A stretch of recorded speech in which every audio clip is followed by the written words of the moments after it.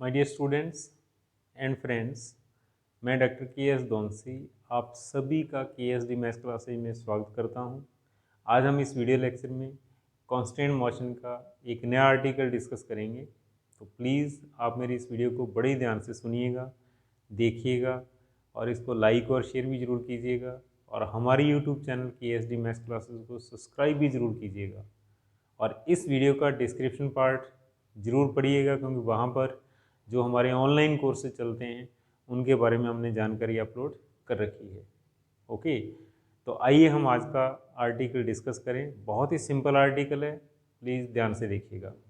Okay, प्रतिबंधित गति का दूसरा आर्टिकल आज हम डिस्कस करेंगे। तो देखो, इस आर्टिकल की स्टेटमेंट क्या है, ठीक है। किस टाइप की मोशन होगी पार्टिकल की? सर्कुलर मोशन, वर्तुल गति। कहने का मतलब एक सर्कल के अंदर जब पार्टिकल चलता है। ओके, तो देखिए स्टेटमेंट क्या है, बहुत ही सिंपल।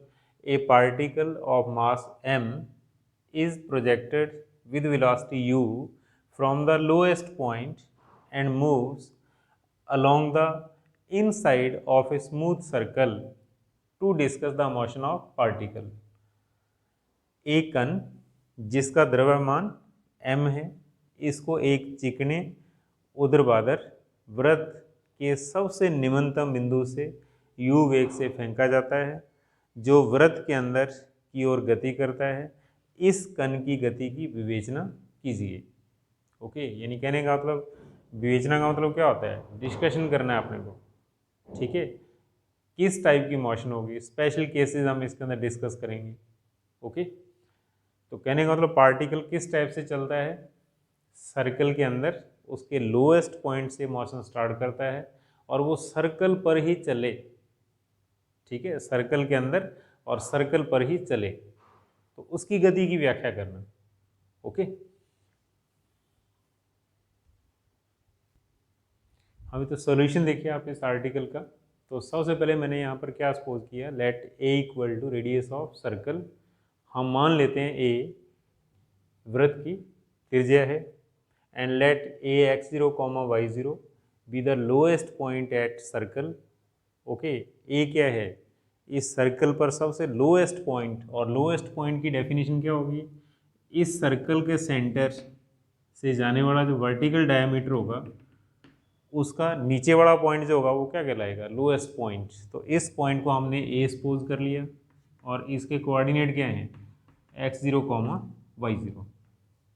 ओके, और उसके बाद let u is the velocity at point A, क्योंकि क्लियर कट लिखा हुआ है आर्टिकल के अंदर कि कण को कहाँ से फेंकना है, लोएस्ट पॉइंट से। किस वेलोसिटी से फेंकना है? u वेलोसिटी से। कहाँ? इसके अंदर, यानी कि पार्टिकल यहाँ पर है स्टार्टिंग के अंदर, और इसकी वेलोसिटी कितनी है? u। ओके, वेलोसिटी हम किस साइड में दिखाते हैं? Along tangent. ओके, और आफ्टर टाइम t, हम मान लेते हैं t टाइम के बाद पार्टिकल पॉइंट p के ऊपर पहुंच जाता है, जिसकी पोजीशन क्या है, जिसके कोऑर्डिनेट क्या है? x, y। तो t टाइम के बाद पार्टिकल कहाँ पे है? पॉइंट p के ऊपर, ठीक है, सर्कल के अंदर दिखाइएगा आप। और इस पॉइंट के कोऑर्डिनेट क्या है? x, y। ओके, तो यहाँ से यहाँ की डिस्टेंस जो है, लेंथ ऑफ आर्क है, इसको मैंने क्या सपोज किया? Small s. Let arc A P equal to small s. O centre है, और सेंटर पर जो एंगल बनेगा पी ओ ए, इसको हमने क्या सपोज कर लिया? थीटा। ओके, ये इसका सेंटर, और इस एंगल को मैंने थीटा सपोज कर लिया। ये इसकी रेडियस है ए, ठीक है। और जब पार्टिकल पी पॉइंट पर है टी टाइम के बाद, तो यहाँ पर हम लोग क्या करेंगे? इसकी वेलोसिटी दिखाएंगे किस साइड की ओर? अलोंग टेंजेंट, स्पर्शरेखा की दिशा में। ओके, और इसके बाद अगले स्टेप के अंदर देखो क्या होगा, इस पार्टिकल का वेट होगा किस साइड की ओर? Vertical down. ओके, और तो इसके बाद देखिएगा ये एंगल हमारे पास थीटा है, तो ये भी कितना होगा? थीटा। रीजन दो पैरेलल लाइंस, और तीसरी लाइन अगर इनको कट करती है तो ये दोनों एंगल क्या होते हैं? इक्वल, कॉरस्पॉन्डिंग एंगल, संगत कोण। ओके, तो ये अगर थीटा है तो ये भी कितना होगा, थीटा होगा। इसके बाद हमारा टारगेट क्या होगा, इसके बाद बहुत ही सिंपल सा टारगेट है कि आर क्या है, रिएक्शन मीन्स फोर्स, ठीक है, और एम जी क्या है, वेट, वेट भी क्या होता है, फोर्स। ओके, तो कहने का मतलब यहाँ पर जितने भी फोर्सेस हैं इन सभी फोर्सेस को हम अलोंग टेंजेंट स्पर्शरेखा की दिशा में और अलोंग नॉर्मल अविलंब की दिशा में हम इनको रिजॉल्व करेंगे, इनको तोड़ेंगे हम। तो तोड़ने के लिए हमारे पास क्या होना चाहिए, एंगल होना चाहिए, थीटा है हमारे पास। देखो एंगल की डायरेक्शन के अंदर एम जी का कंपोनेंट क्या होगा, एम जी कॉस थीटा, और एंगल की दूसरी साइड के अंदर क्या होगा, एम जी साइन थीटा। ओके, और हम लोग क्या जानते हैं, अगर p पर पार्टिकल की वेलोसिटी v है तो इस साइड के अंदर एक्सेलरेशन क्या होता है, v dv अपॉन ds। स्पर्श रेखा की दिशा में त्वरण v dv अपॉन ds, और अपने को फोर्स लिखना है तो आप लोग क्या लिख सकते हो, मास इनटू एक्सेलरेशन। और ऐसे ही अलोंग नॉर्मल, नॉर्मल की डायरेक्शन के अंदर एक्सेलरेशन क्या होता है, v स्क्वायर अपॉन रो। तो रो यहाँ पर क्या है, रेडियस ऑफ कर्वेचर, और in case of circle radius of curvature वक्रता त्रिज्या किसके बराबर होती है, रेडियस के बराबर। तो रो इक्वल टू क्या होगा, रेडियस ऑफ सर्कल, ठीक है। तो मैं इसको ऐसे लिख सकता हूँ, वी स्क्वायर अपॉन ए, ये क्या है, अभिलंब की दिशा में त्वरण, बट आपने को फोर्स लिखना है तो आप लोग क्या लिख सकते हो, एम से मल्टीप्लाई कर दो, मास इनटू एक्सेलरेशन। तो इसके बाद हम लोग क्या करेंगे, अलोंग टेंजेंट स्पर्श रेखा की दिशा में और अलोंग नॉर्मल अभिलंब की दिशा में इक्वेशंस ऑफ मोशंस लिखी जाएंगी, गति की समीकरणें लिखेंगे हम।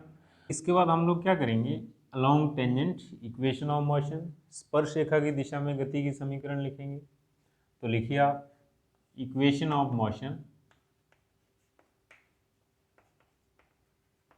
अलोंग टेंजेंट मीन्स स्पर्श रेखा की दिशा में कण की गति का समीकरण, ठीक है। तो क्या लिखा जाएगा, फोर्स इस साइड के अंदर होना चाहिए, देखो आप, ठीक है, force along tangent.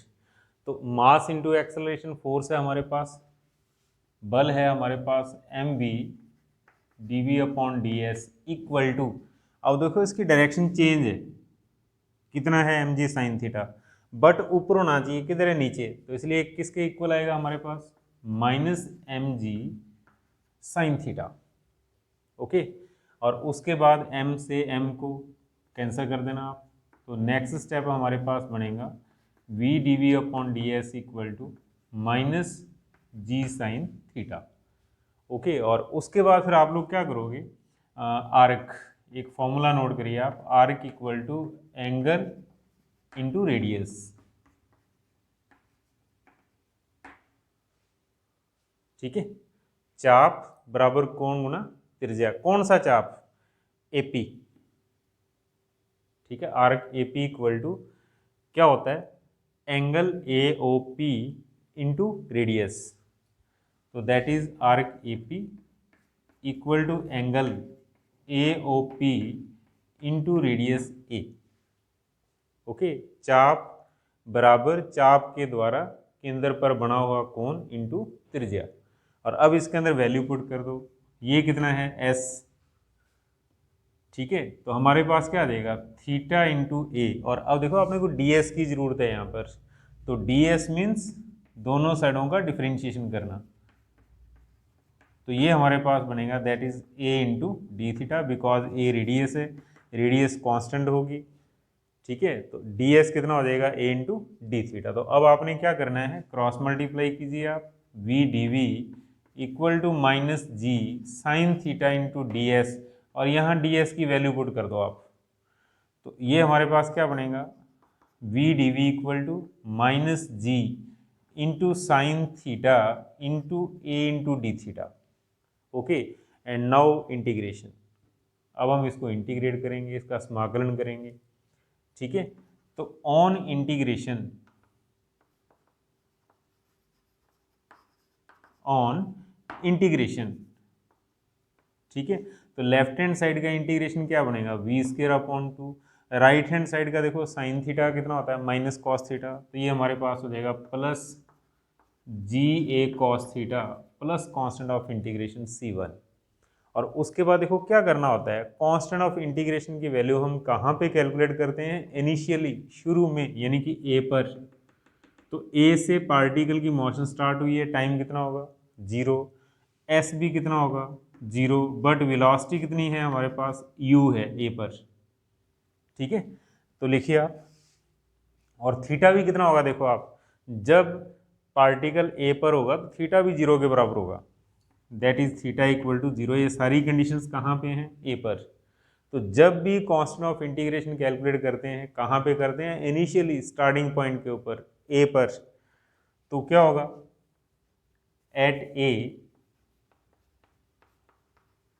Eight point A v equal to U है हमारे पास, थीटा इक्वल टू 0 है। तो ये क्या बनेगा, इक्वेशन में इनिशियल कंडीशन का यूज़ करना।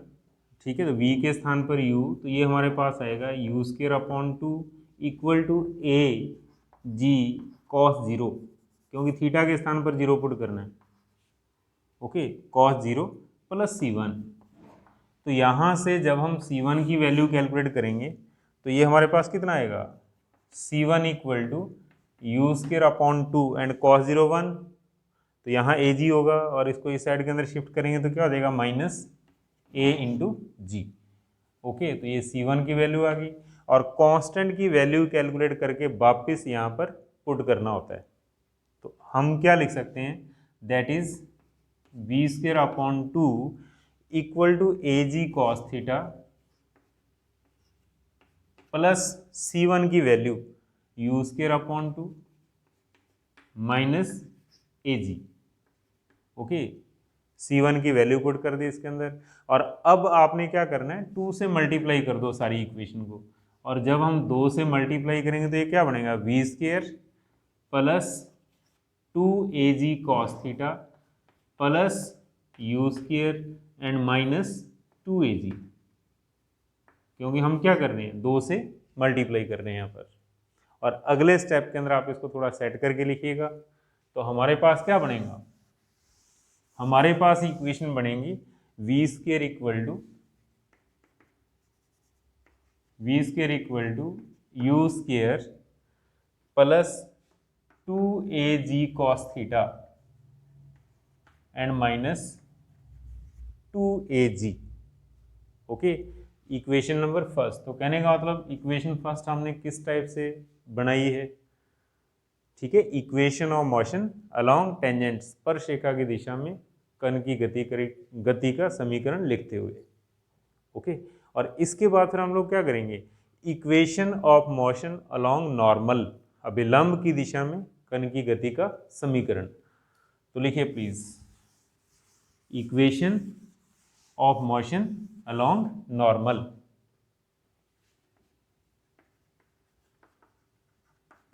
इक्वेशन ऑफ मोशन अलोंग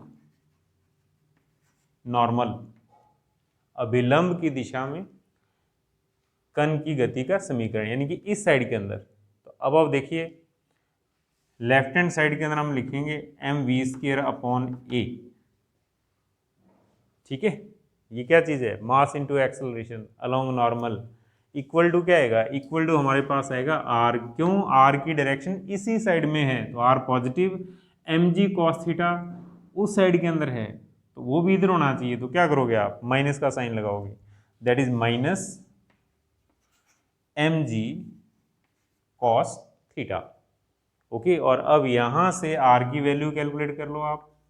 तो आर इक्वल टू हमारे पास क्या आएगा, M V square upon A plus M ji cos theta. और अगर मैं एम अपॉन ए कॉमन निकाल लूँ तो फिर ये हमारे पास बनेगा, that is V square plus A G cos theta. ठीक है, और अब इसके बाद हम यहाँ पर इक्वेशन फर्स्ट का यूज़ करेंगे, वी स्क्र की वैल्यू पुट करेंगे। तो लिखो आप बाई 1 समीकरण 1 से R equal to M upon A into V square का मान कितना है, U square plus 2 AG cos theta minus 2AG plus AG cos theta. ठीक है, क्या किया मैंने यहाँ पर वी स्क्वायर की वैल्यू पुट कर दी। ओके, और अगले स्टेप के अंदर हम इसको थोड़ा सिंप्लीफाई करेंगे, तो हमारे पास क्या आएगा, हमारे पास आएगा R equal to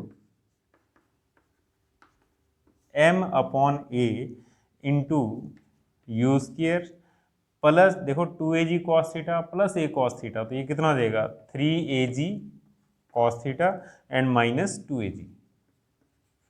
okay, equation number second. तो अब इक्वेशन नंबर सेकंड क्या है, equation of motion along normal, अभिलंब की दिशा में कण की गति का समीकरण है।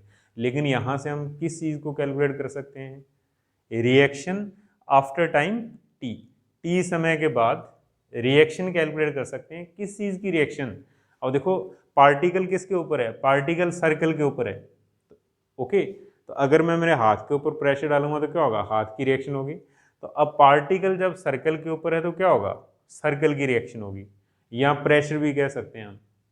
ठीक है, यहाँ इसको टेंशन भी लिखा जा सकता है इन केस ऑफ स्ट्रिंग। रस्सी के केस के अंदर आर किसके बराबर होता है, टेंशन के बराबर। टेंशन भी एक फोर्स होता है, प्रेशर भी क्या होता है, एक फोर्स होता है, और रिएक्शन भी क्या होती है, एक फोर्स होता है। ओके, तो ये दो इक्वेशंस हमेशा लिखी जाती हैं, along tangent and along normal, अभिलंब की दिशा में। ठीक है, तो अब हम क्या करेंगे, इसके ऊपर स्पेशल केस डिस्कस करेंगे, यानी कि पार्टिकल कहाँ तक जाएगा। ठीक है, क्या पार्टिकल सर्कल के अंदर पूरा राउंड लगा सकता है। ठीक है, क्योंकि हमारे पास दो ही टाइप की इक्वेशन है, first velocity and second reaction. अगर ये दोनों जीरो ना हो, इन दोनों में से कोई एक चीज़ जीरो हो जाए तो क्या होगा, इस टाइप का हम डिस्कशन करेंगे। ओके,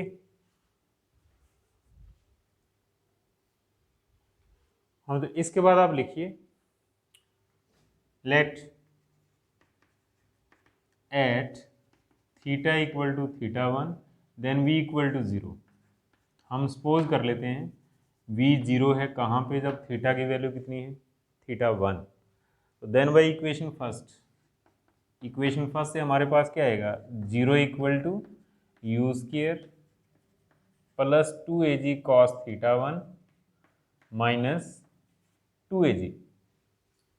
ठीक है, तो कहने का मतलब क्या है, v जब 0 होगा, हम सपोज कर लेते हैं, तब थीटा कितना है, थीटा 1। ठीक है, तो इक्वेशन फर्स्ट के अंदर रखा, ऐसा करने के बाद हमारे पास क्या आएगा, हमारे पास आएगा 2AG cos theta 1 equal to 2AG minus U square, इसको लेफ्ट के अंदर शिफ्ट करना, प्लस यू इधर आके माइनस का हो जाएगा। और अब यहाँ से आप लोग क्या करो, कॉस थीटा 1 की कैलकुलेशन करो, तो ये हमारे पास आएगा that is 2AG minus U square upon 2AG। Okay, और इसको आप नंबर लिख सकते हो थर्ड, 3 नंबर समीकरण। ओके, और अब इसी type let at theta equal to theta 2 R is 0। ठीक है, हम मान लेते हैं आर 0 कहाँ पे है, जब थीटा इक्वल टू क्या है, थीटा 2 है।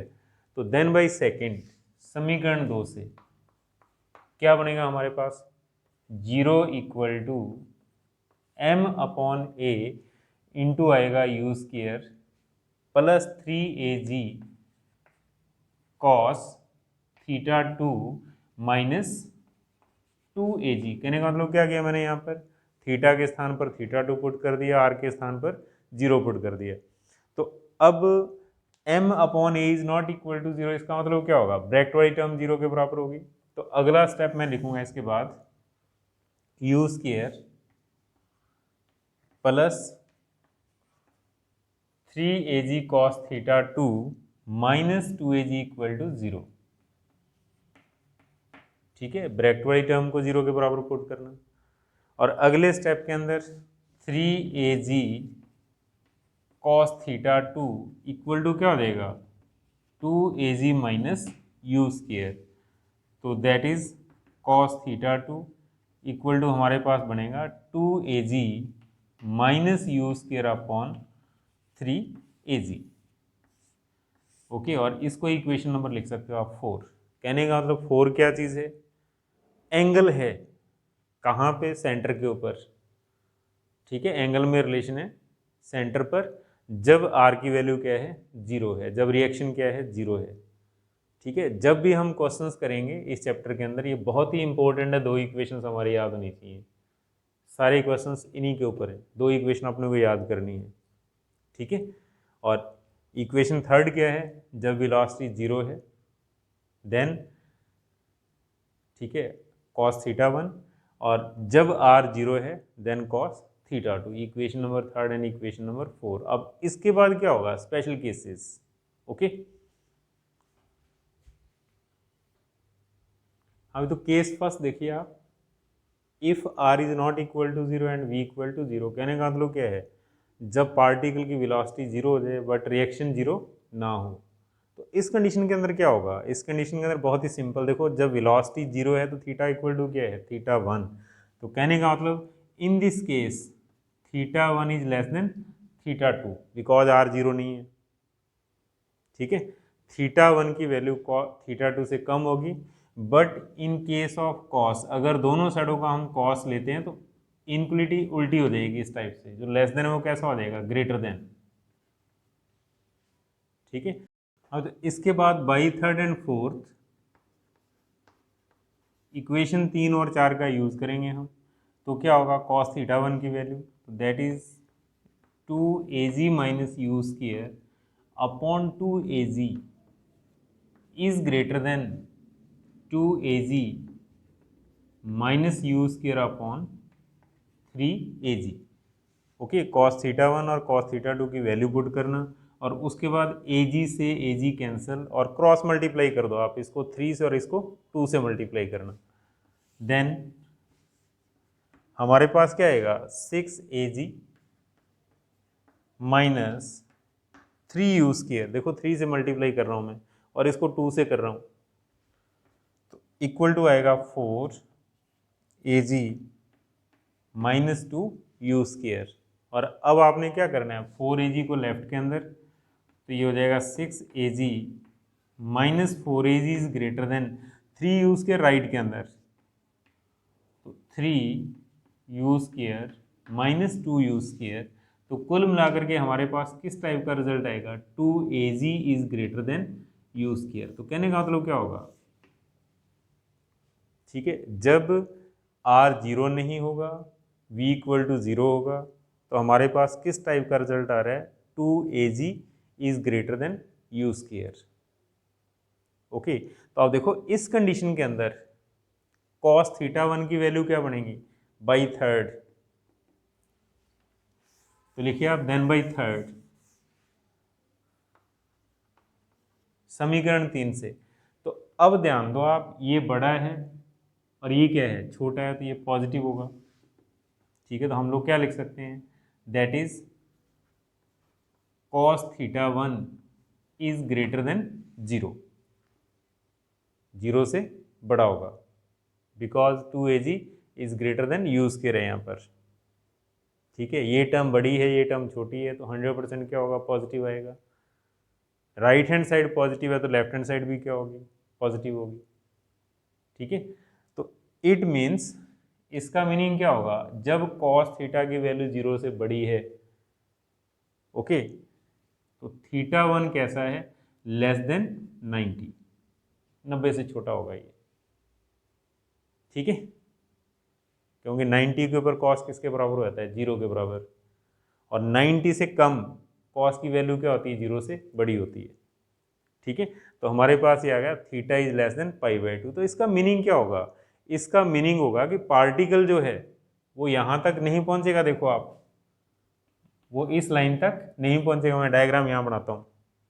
तो कहने का मतलब हमारे पास किस टाइप की पोजीशन होगी, हमारे पास इस टाइप की पोजीशन होगी कि ये वर्टिकल डायमीटर है, ये इसका सेंटर है, ये ए पॉइंट है, इसको मैंने थीटा 1 लिख रहा हूँ अब मैं, ठीक है। और थीटा 1 की वैल्यू क्या है, लेस देन पाई बाई 2, कहने का मतलब ये जो पार्टिकल है इस हॉरिजेंटल डायमीटर तक नहीं जाएगा, क्योंकि यहाँ पर इसकी वेलोसिटी क्या हो जाएगी, 0, ठीक है।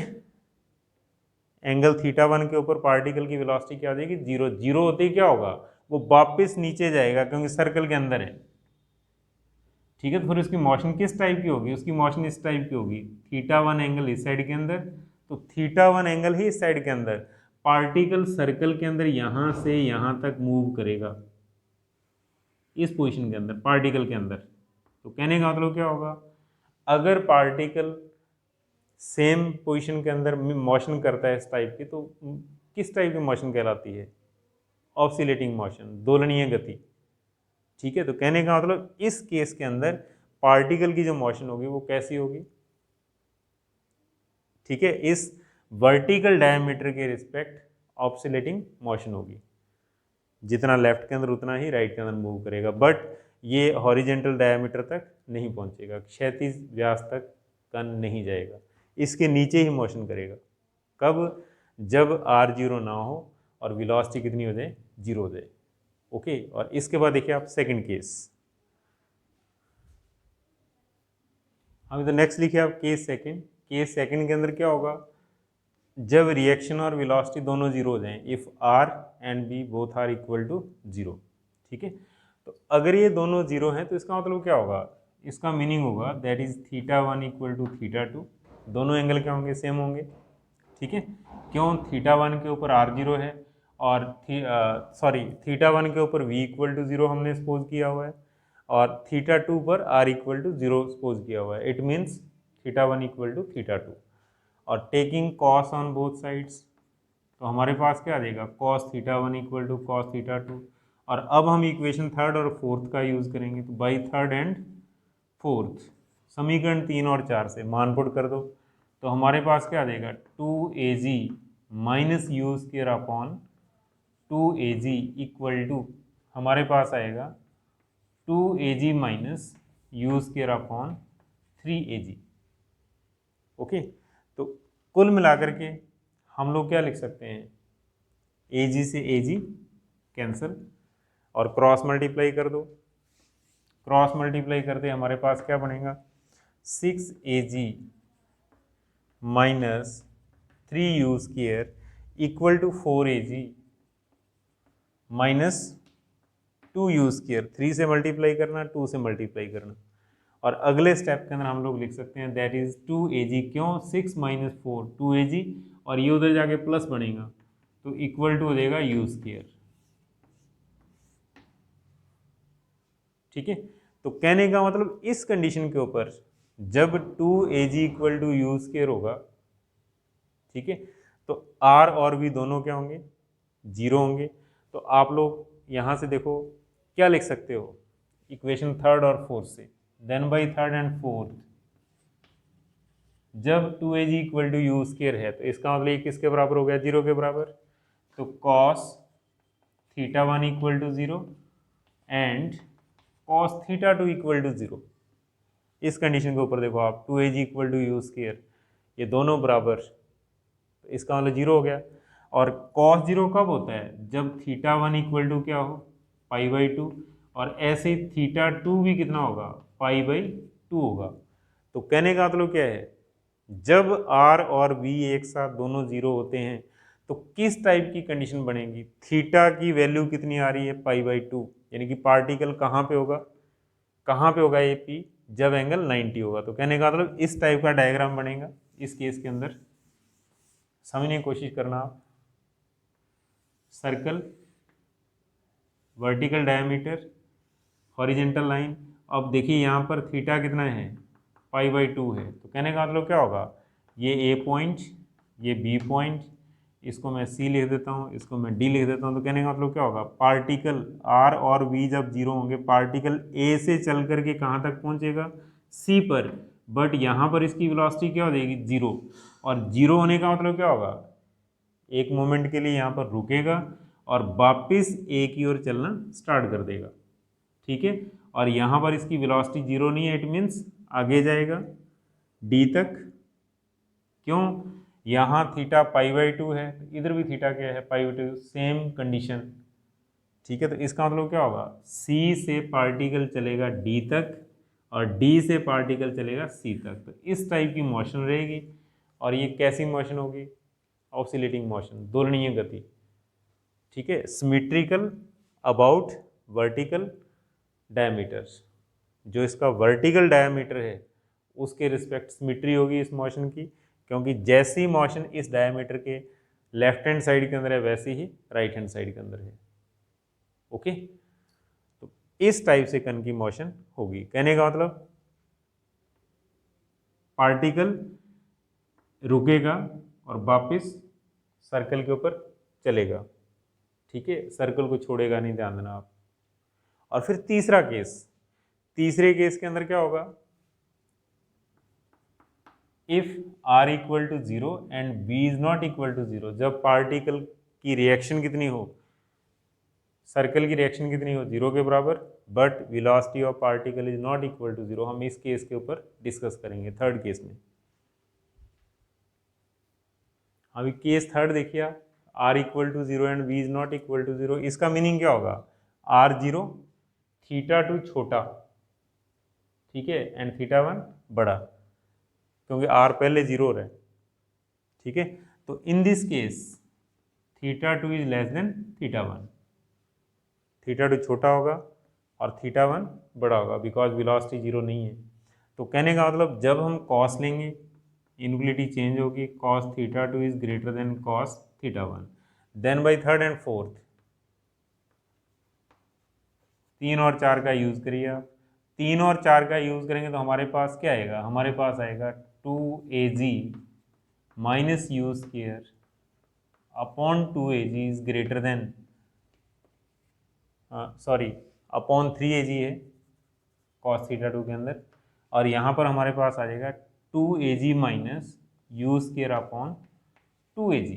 तो जब हम इसके बाद जब हम इसकी कैलकुलेशन करेंगे तो हमारे पास किस टाइप का रिजल्ट आएगा, हमारे पास रिजल्ट आएगा U square is greater then 2az, ठीक है। अभी हमने फर्स्ट और सेकंड केस डिस्कस किया था। फर्स्ट केस के अंदर हमारे पास रिजल्ट क्या था, 2az greater than you square.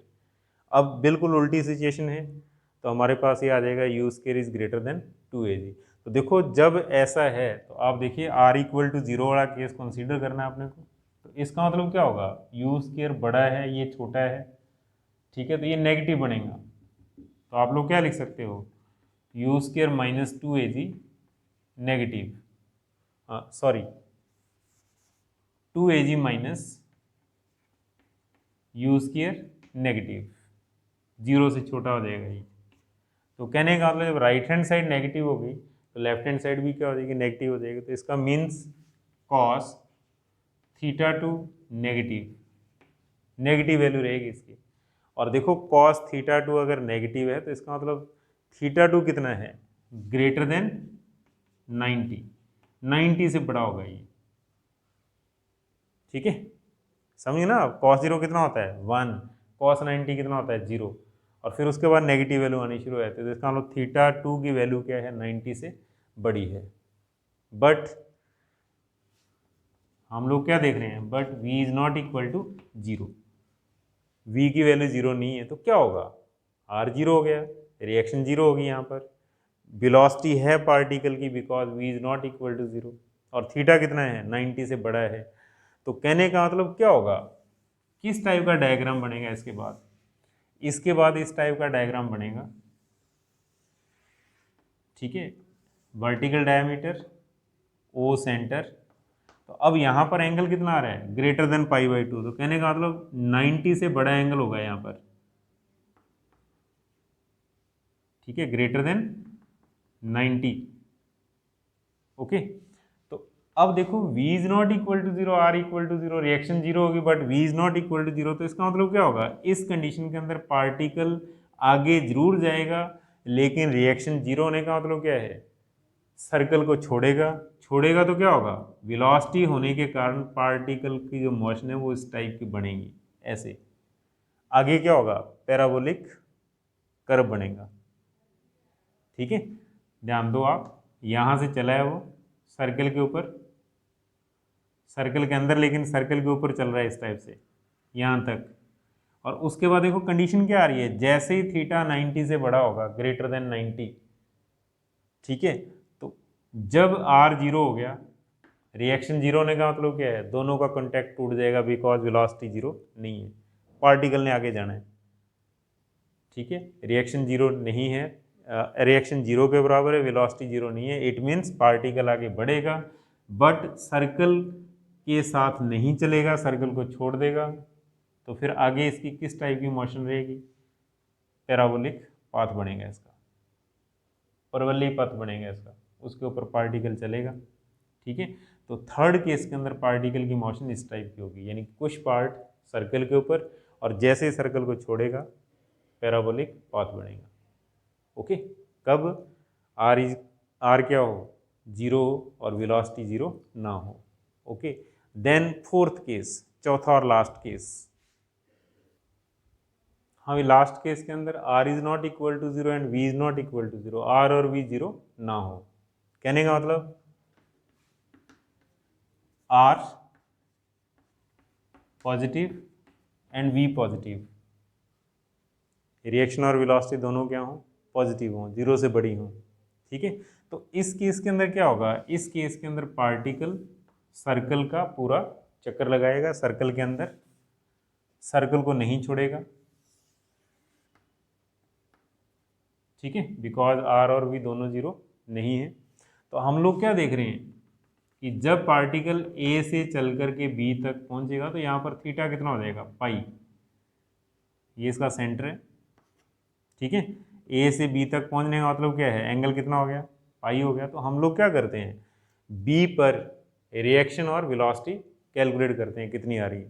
तो लिखो आप इक्वेशन फर्स्ट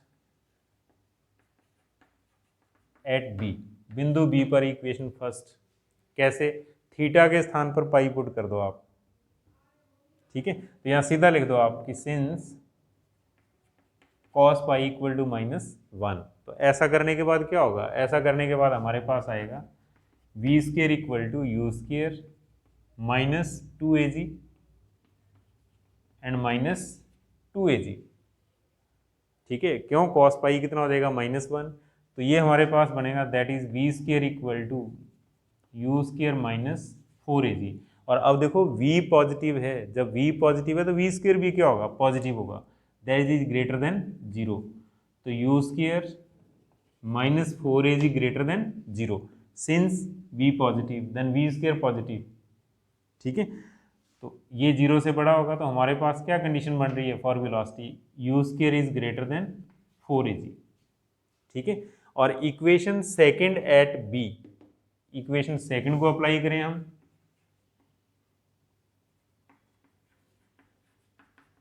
बी पॉइंट के ऊपर, तो क्या होगा, हमारे पास आएगा R equal to M upon A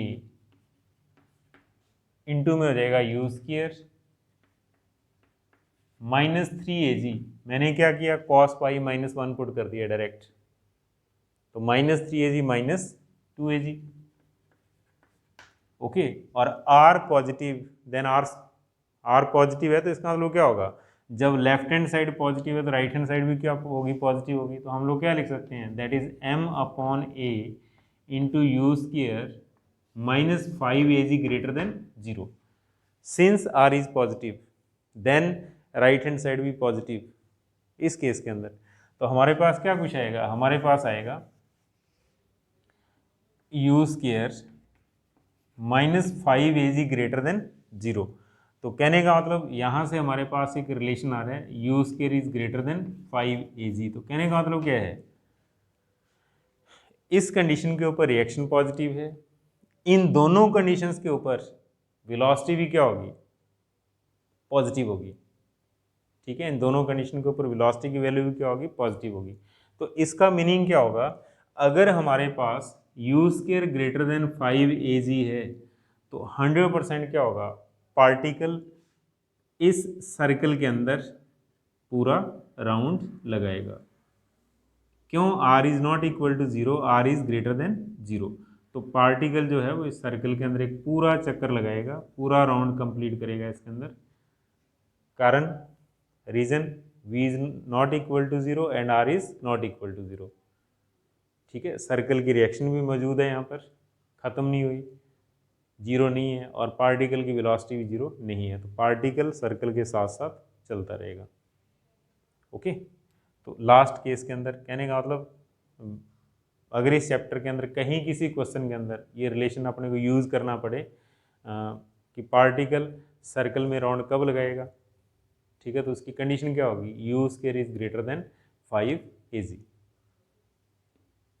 ठीक है, तो केस में मान लो हमारे पास U square equal to 5 AG आ जाए, if U square equal to 5 AG तो क्या होगा, then R equal to 0, reaction zero हो जाएगी। ठीक है, बट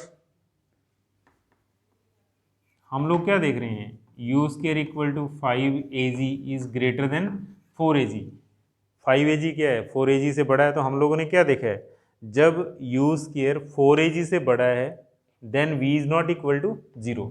तो इस केस के अंदर v 0 नहीं है, तो इसका मीनिंग क्या होगा, पार्टिकल यहाँ पर आकर के रिएक्शन कितनी हो जाएगी, जीरो हो जाएगी एक क्षण के लिए, लेकिन वेलोसिटी जीरो नहीं है, तो फिर क्या होगा, आगे फिर पार्टिकल सर्कल के साथ पूरा राउंड कंप्लीट करेगा, because v is not equal to 0। समझ गए आप, यानी कि जब ऐसा होगा तो जस्ट ए मोमेंट, ज़्यादा टाइम के लिए नहीं, कुछ क्षण, एक क्षण के लिए r इक्वल टू क्या होगा, 0 होगा। बट हम लोग क्या देख रहे हैं, U square equal to 5 AG, ये 4 AG से बड़ा है, और 4 AG से जब यू स्क्वायर बड़ा है तो इसका मतलब क्या है, v is not equal to 0। ये v is not equal to 0 की कंडीशन है, अर्थात पार्टिकल की वेलोसिटी जीरो नहीं है। वेलोसिटी जीरो नहीं होने का मतलब क्या होगा, वो सर्कल के साथ साथ चलेगा। ठीक है, सर्कल को छोड़ेगा नहीं। तो प्लीज़ बड़े ध्यान से सुनिएगा आप। ठीक है, बहुत ही सिंपल आर्टिकल है, इम्पोर्टेंट आर्टिकल है, और इसके ऊपर काफ़ी सारे क्वेश्चंस हैं, तो प्लीज़ बड़े ही ध्यान से सुनना है आपने। Okay, thank you.